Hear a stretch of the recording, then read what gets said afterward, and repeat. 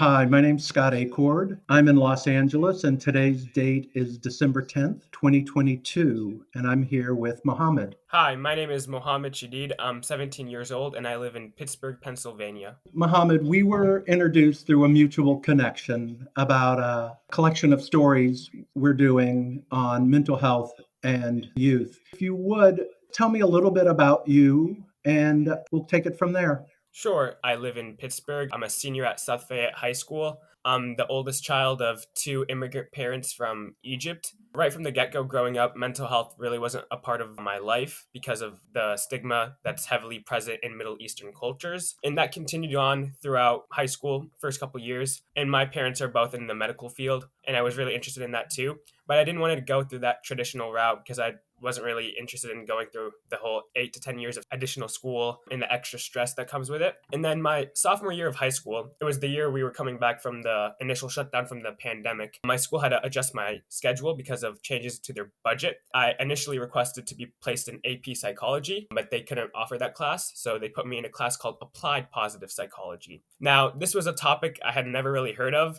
I scoffed almost when I first heard that. I was initially disappointed. I was like, oh, what is this joke of a class? But thankfully, these initial doubts were very wrong. In that class, one of our first assignments was to analyze a book called The Happiness Advantage by Shawn Achor. And in the book, there was a quote that said, "Happiness is not the result of success, but success is the result of happiness." And that quote really took me aback because, the conventional mindset that you have to go through all of these sacrifices, make yourself unhappy in order to be successful was really prominent in my life, my family's life. And I thought this was an Americanized, soft viewpoint. As we went on through the course, I realized the phenomenon of mental health and how as society became more advanced, especially for teenagers and adolescents, they should be happier. But the opposite trend was being seen, and there's increased rates in depression, anxiety, which leads to suicide. I really became interested in the study of the brain specifically, how our thoughts, behaviors, mood, actions are all affected by our brain and our interactions with each other, and how I realized that if our mind isn't in the right space, no other aspect of our life will fall in place or work out, which made Shawn Achor's quote seem very true. After this class concluded, my teacher, he recommended me to join this organization called Work to Be Well,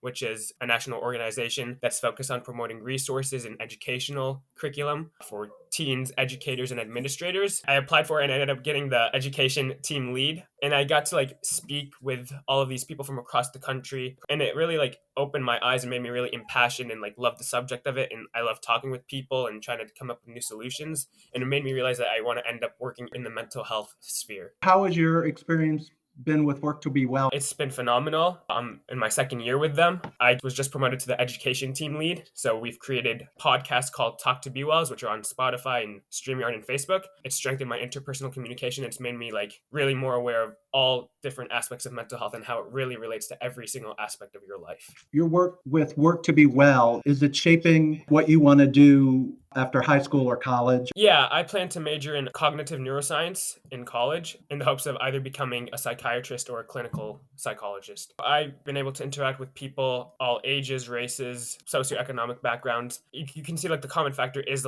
how everyone needs to take care of their mental health, because if they don't, it can have catastrophic events such as suicide. How has your parents been with your work in this field? So initially, they had the same reaction to my applied positive psychology class as I did, but then they ended up seeing how I grew with it and how I benefited from it. So they really supported me to go forward with it and to join more organizations to keep up the work that I'm doing. How did it change you, that class? It gave me an open mind. I think that's the most important thing. It gave me a really open mind. It said, it has to tell me not to shut down things or opportunities that come to me right from the get-go.